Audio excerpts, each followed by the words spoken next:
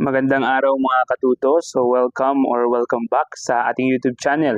Kuya Mike nga pala ulit. So kagagaling ko kanina sa school at nagpasa nga pala ako ng mga requirements ko sa IPCRF checking namin. So nagpa-evaluate kami. And then when I scroll yung Facebook page ko dito sa DepEd Tambayan, nakita ko na maraming issue tungkol dito sa IPCRF nga na maraming mga pinag-uusapan sa DepEd Tambayan kung ano nga ba talaga. Kasi yung ibang division, kagaya ng division namin, ay nagpapatuloy sa evaluation ng RPCRF namin. Samantalang yung iba naman, nabasa ko sa mga comments doon sa post sa DepEd Tambayan page na merong hindi nagpatuloy ng IPCRF o yung evaluation nila doon. Samantalang yung ibang teachers, may mga nagrereklamo bakit daw pinagpapasa sila at yung iba naman ay hindi. So, ipapaliwanag ko, I will try to explain kung ano nga ba yung tama at kung ano nga ba yung dapat at tama ba yung ginawa ko according sa mga piece of evidences na ipakikita ko sa inyo.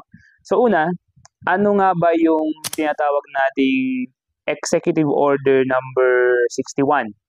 Okay?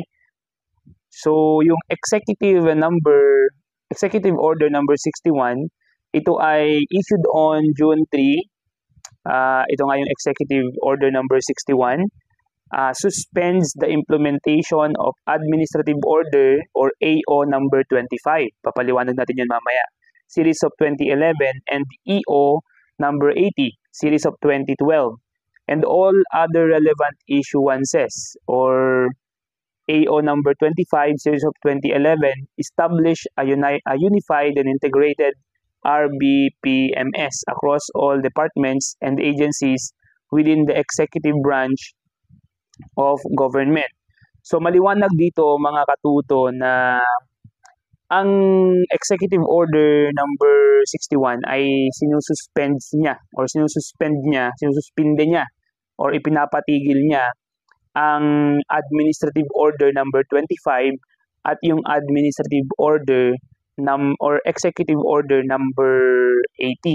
Ano nga ba yung nilalaman ng Administrative Order number 25? At ano din yung sinasabi sa Executive Order number 80? Dahil ito yung mga sinususpend nga nitong Executive Order number 61 na si Pangulo natin ngayon na si Bongbong Marcos ang siyang nagpatupad nito. Okay? So una, basahin natin ano nga ba ang Administrative Order number 25? Ano bang nilalaman nito? So ang nilalaman nito, Administrative Order number 25, creating an interagency task force on the harmonization of national government performance monitoring, information and reporting systems.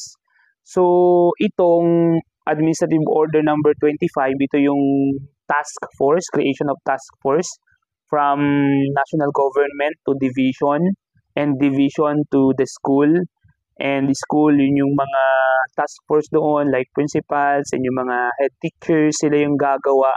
Sila yung task force na magmo-monitor ng mga ginawa natin as individual teacher sa loob ng school. Yun nga yung IPCRF natin or yung ating individual performance commitment review form. So sila yung mga mag-check nun kung ano nga ba yung naging resulta ng ginawa natin sa buong school year. So yung task force na ito ay yun yung nilalaman ng AO or yung Administrative Order number 25. So isa yon sa sinuspinde. Ibig sabihin, suspend na lahat yung mga task force na yan, yung mga head teachers, yung mga mag-check na yan, yung mga principals, yung division office. So dapat suspended na lahat yan dahil nga sa effectivity nitong Executive Order number 61. So ibig sabihin, wala na dapat nag-check ng mga papers natin according or dun sa duration ng school year 2023 to 2024. So dapat wala na tayong ipinapasa, wala na silang nire-required dahil nga demolish na or suspended na yung task force na yon. Ano ba yung isa naman na sinuspend naman nitong EO number 61. Ito naman yung EO number 80 na siyang ating pag-uusapan ngayon. Sabi dito, what is EO number 80?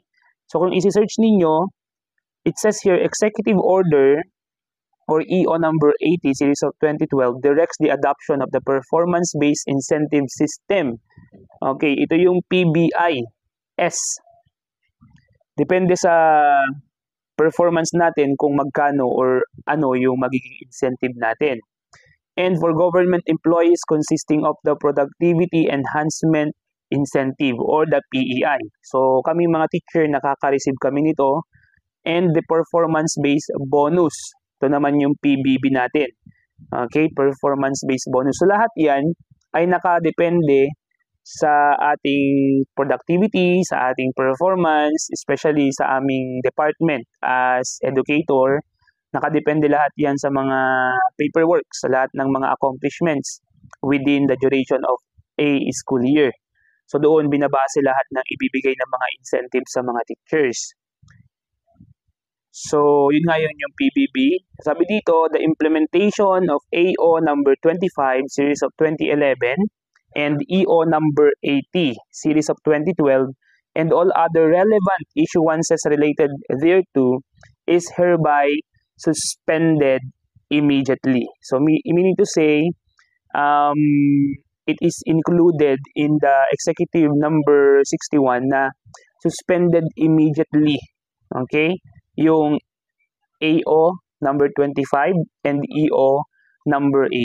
Sabihin, wala na yung mga task force na yan from national government down to division hanggang sa school. Wala na dapat nangongolekta, wala na dapat nag-check. Okay, kasi nga demolished na or suspended na yung mga task force na ito. And yung adaptation nito ay suspended na yung EO number 80. Immediately, okay? Pending review of the RBPMS and the PBI system based on the order signed by Executive Secretary Lucas Bersamin on June 3 and released by Malacanang Palace. Okay, so yan yung mga ibig sabihin ng EO 61, or AO 25 and EO number 80. So sa ngayon, na-realize ko nung pinag-aralan ko na siya, na-realize ko kasi maraming mga comments dito sa sa Facebook, no, na about doon sa IPCRF checking, about dito sa nangyayari ngayon sa eskwelahan. Kasi nga after ng June, after ng undisturbed vacation ng mga teachers, here comes na yung evaluation or assessment ng individual commitment ng mga teachers, yung kanilang mga productivity, yung kanilang mga ginawa during the school year 2023-2024. At marami nagreklamo na yung mga incentives nila noong 2022 ay nakahang pa kasi nga bago lang tayo sa DepEd. So ngayon mga katuto, hopefully nalinawan ng video na to yung ilan sa mga katanungan nyo. At even ako, hindi pa malinaw sa akin nung umaga, so nag-submit pa rin ako, okay, of course, to comply with the rules and regulations dito sa aming school mismo. So, hindi ko alam yung iba, sa division ng iba, hindi na sila nagpapasa, pero yung division namin dito sa Isabela ay nagpapasa pa rin. So, yun yung mga nire-require nila bago pumasok ang another school year. Okay, so ito yung balita ngayon.